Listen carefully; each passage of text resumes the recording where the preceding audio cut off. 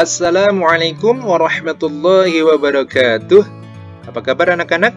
Mudah-mudahan sehat walafiat sekeluarga. Amin. Kembali berjumpa dengan Pak Guru dalam pembelajaran tema 6 kelas 4, Cita-citaku, penguatan pelajaran PPKN. Anak-anak, pada pembelajaran kali ini, tujuan pembelajaran yang hendak kita capai adalah yang pertama, melalui video ini siswa dapat mengetahui keberagaman yang ada di sekitarnya dengan baik. Melalui video ini, siswa dapat menjelaskan macam-macam keberagaman yang ada di sekitarnya dengan tepat. Melalui video ini, siswa dapat menuliskan keberagaman yang ada di sekitarnya dengan benar. Yang terakhir, melalui video ini, siswa dapat menghormati keberagaman di sekitarnya dengan baik. Nah, anak-anak, Pak Guru selalu menyajikan satu ayat yang berkaitan dengan penjelasan tema yang kita bahas. Kali ini adalah surat Al-Hujurat ayat 13. Yang artinya, hai manusia, sesungguhnya kami menciptakan kamu dari seorang laki-laki dan seorang perempuan, dan menjadikan kamu berbangsa-bangsa dan bersuku-suku supaya kamu saling kenal mengenal. Sesungguhnya, orang yang paling mulia di antara kamu di sisi Allah ialah orang yang paling bertakwa di antara kamu. Sesungguhnya, Allah Maha Mengetahui lagi Maha Mengenal. Nah, meskipun beda-beda, kita tetap harus saling kenal mengenal, saling membantu, karena orang yang paling mulia adalah orang yang paling bertakwa. Anak-anak, disadari atau tidak, alam memiliki pengaruh yang kuat terhadap pekerjaan orang yang menetap di sana. Contohnya misalnya pantai. Penduduknya kebanyakan menjadi nelayan, petani garam, tambak ikan, ya kan? Gunung, kebanyakan bekerja sebagai pekebun teh. Di daerah kota, penduduknya sebagai pekerja kantor. Nah, namun demikian anak-anak, apapun jenis pekerjaannya harus saling menghormati, harus saling membantu, harus menjaga persatuan dan kesatuan. Ya, hal itu juga dicontohkan oleh Patih Gajah Mada. Ingat kan Patih Gajah Mada? Ya, beliau sebetulnya adalah rakyat biasa, tetapi sejak kecil punya jiwa kepemimpinan yang kuat atau leadership, mirip kayak kalian ya. Nah, akhirnya karena kerja keras, akhirnya beliau menjadi patih kerajaan Majapahit dan berhasil menyatukan Nusantara. Pernah juga bersumpah tidak akan makan buah palapa sebelum menyatukan Nusantara. Sumpah itu disebut dengan Sumpah Palapa ya. Kalian bisa baca lebih lengkap di halaman 85 buku tema 6. Baik anak-anak, setiap orang harus memiliki cita-cita. Dan cita-cita yang hebat, yang terbaik itu sebetulnya adalah cita-cita yang memiliki banyak manfaat untuk orang banyak. Ya, jangan hanya pengen sukses sendiri, kaya sendiri, jangan ya. Harus bagi-bagi, bersama-sama kita bisa. Nah, namun demikian, kadang kenyataan tidak sesuai cita-cita. Misalnya ingin jadi tentara yang melindungi orang banyak, tapi kenyataannya ternyata apa?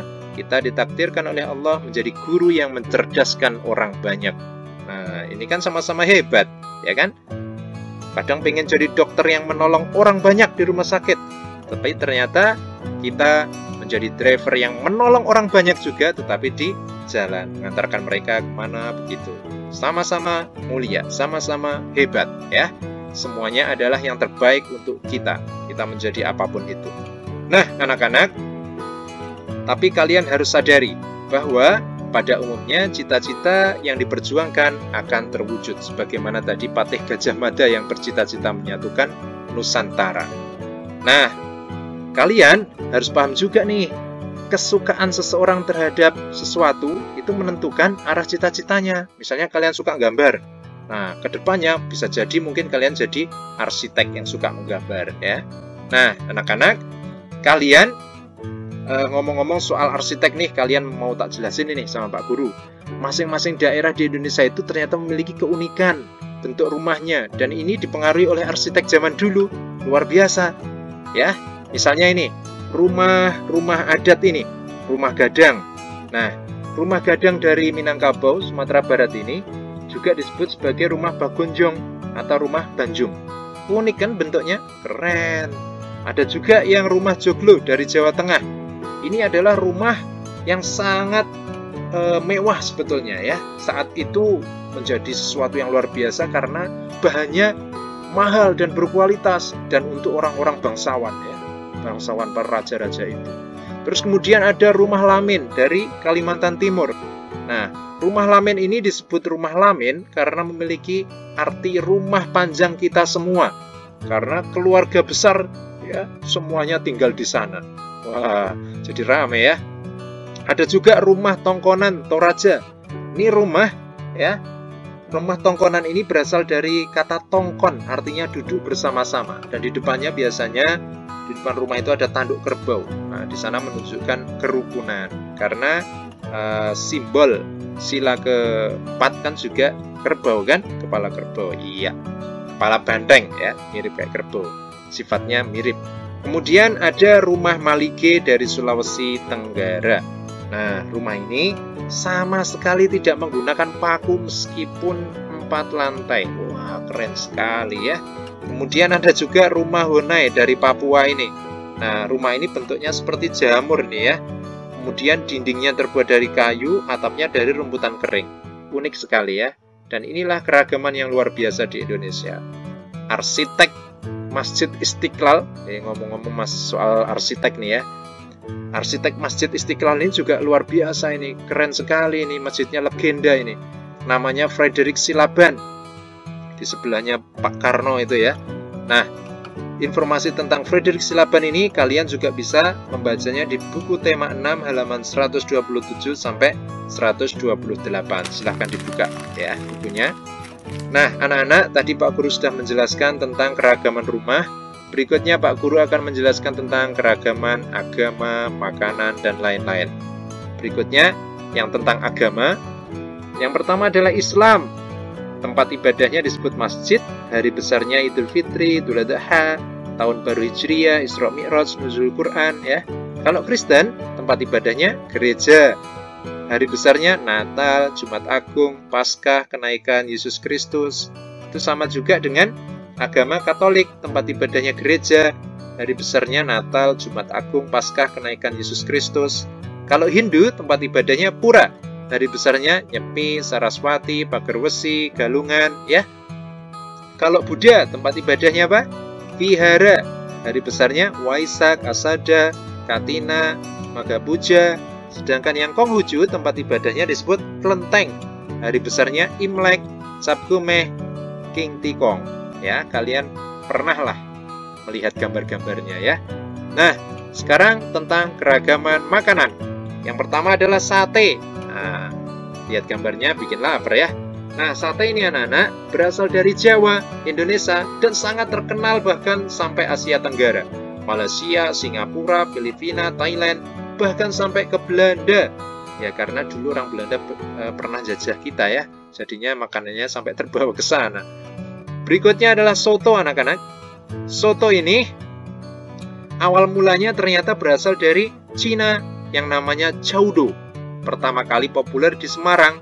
Nah, dari Chowdo menjadi soto. Nah, kalau orang Makassar nyebutnya coto.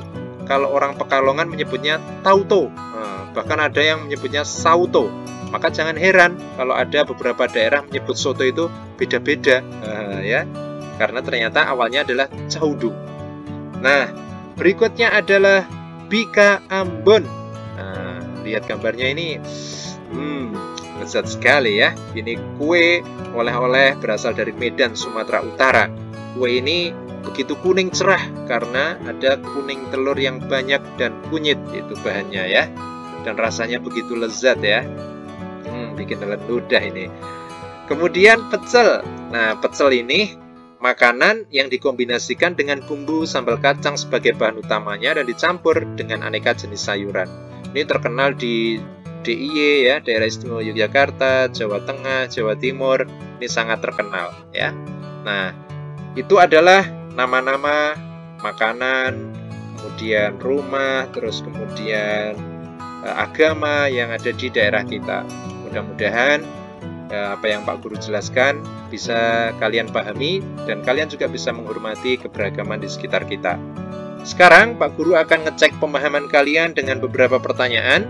Pertanyaannya adalah yang pertama, apa cita-citamu dan mengapa kamu memilih cita-cita itu? Ya, dijelaskan ya. Kemudian yang kedua, bagaimana jika kelak cita-citamu tidak terwujud namun kamu menjadi sukses di bidang yang lain? Kemudian yang ketiga, bagaimana cara agar keragaman tetap dapat dilestarikan? Jelaskan ya. Kemudian yang keempat, sebutkan 3 makanan khas Indonesia dan daerah asalnya. Kelima, sebutkan 3 nama rumah adat dan daerah asalnya. Dan yang terakhir, sebutkan 6 agama di Indonesia dan hari besarnya. Nah, itu silahkan nanti jawabannya ditulis di buku tulis tematik.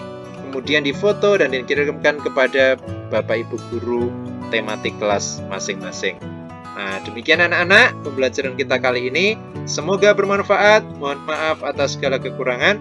Assalamualaikum warahmatullahi wabarakatuh.